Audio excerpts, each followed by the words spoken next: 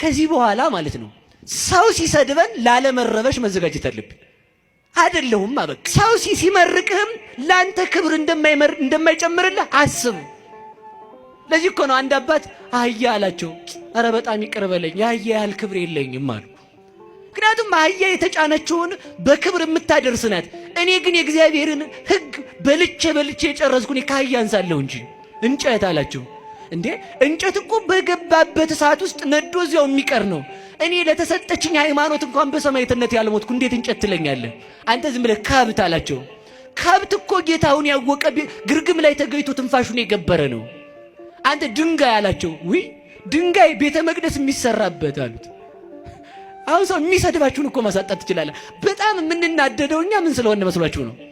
ሰው የሚናገረውን ነገር ነን ብለን ስለምናስብ እኮ ነው።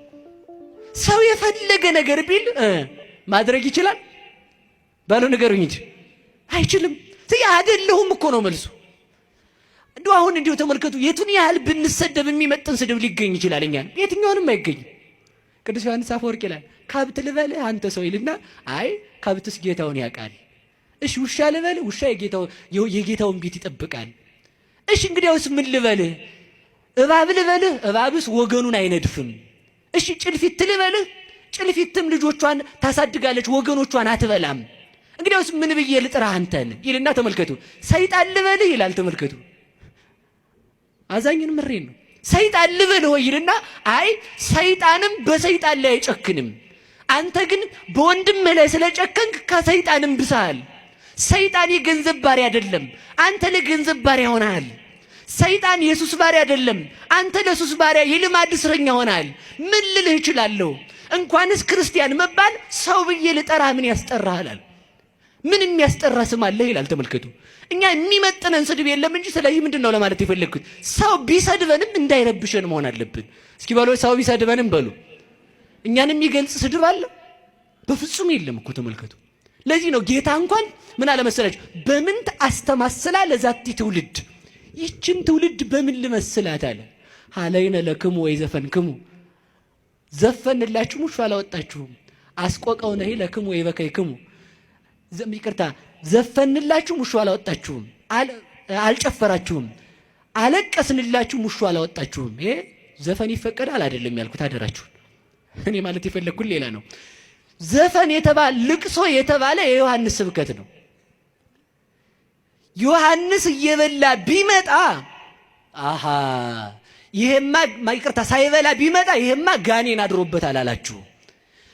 እኔ ደግሞ ዮሐንስ ሳይበላ መምጣቱ በቤቱናው እንዲሳቡ ነው። ክርስቶስ ደግሞ ሲመጣ እየበላ እየጠጣ የታመሙትን በሽተኞችን ዘማውያንን ኃጢአተኞችን እየጠየቀ አብሯቸው እየዋለ ሊያድናቸው ቢቀመጥ ደግሞ ምን አሉት መሰላችሁ? ይሄ ደግሞ አርከ መጸባህ ነው፣ ኃጥአን የኃጥአን ወዳጅ የኃጢአተኞች የዘማውያን ወዳጅ ነው አሉት ሎቱ ስብሐት። ስለዚህ ምን አላችሁ? ምን ባደርግላችሁ ነው የሚገባችሁ? ዮሐንስ ቢመጣ ጋኔን አለበት አላችሁ፣ እኔ ብመጣ ደግሞ የኃጢአተኛ ወዳጅ አላችሁኝ። በምን ልመስላችሁ እችላለሁ አላቸው። ስለዚህ ተመልከቱ፣ ምሳሌ ያጣለት ነው። እኛ ምሳሌ ታጣልን። ስለዚህ ምንድነው ለማለት የፈለግኩት? እንደ ሙታን ሆነን መኖር። እስኪ በሉ ላይ እንደ ሙታን ሆነን በሉ መኖር። ከዚህ በኋላ ማለት ነው ሰው ሲሰድበን ላለመረበሽ መዘጋጀት አለብን። አይደለሁም አበቃ። ከነገረኝም ትክክል ነው የሚሆነው። አዎ ልክ ነህ። ሰምታችኋል? እስኪ በሉ አዎ ልክ ነህ በሉ። ነገረኛ በሉ እንጂ የሚያናድዳችሁን ስድብ እስኪ አምጡት። ትልቁን ነገረኛ። አዎ ልክ ነህ። ልክ አይደለም?